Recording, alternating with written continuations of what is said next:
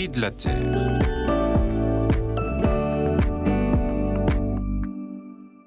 La scène se passe dans le train. Je rentre d'une réunion à laquelle j'ai participé pour le mouvement Laudato Si. La conversation s'engage un peu par hasard avec ma voisine, et elle me pose la question classique « Qu'est-ce que je fais dans la vie ?» Je lui réponds que je travaille pour une ONG internationale catholique qui encourage les gens à agir pour l'écologie et la solidarité.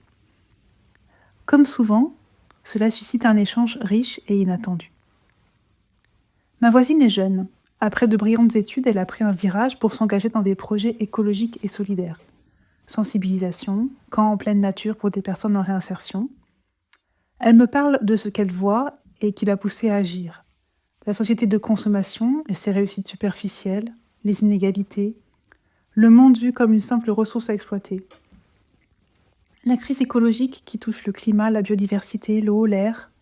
Les gens qui sont vus comme des simples ressources eux aussi, et écartés s'ils ne sont pas jugés utiles.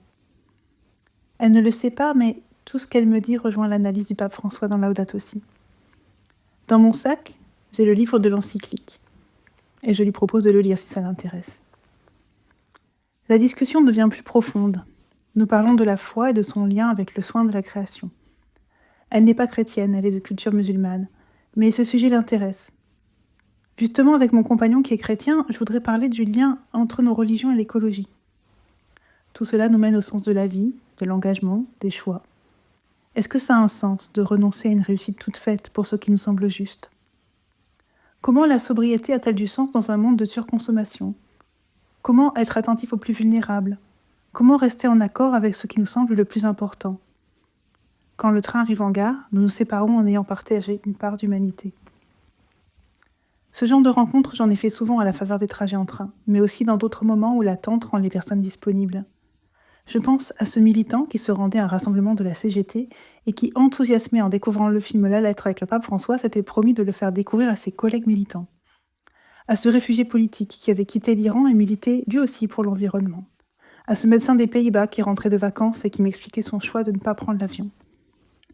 Toutes ces conversations nouent des liens entre nous et nous ramènent au profond de ce que nous sommes. On oublie parfois combien les défis actuels sont aussi des occasions de témoignage. Le message que nous portons est tout simple. Ouvrir son cœur, revenir à l'essentiel. Il rapproche tous les hommes.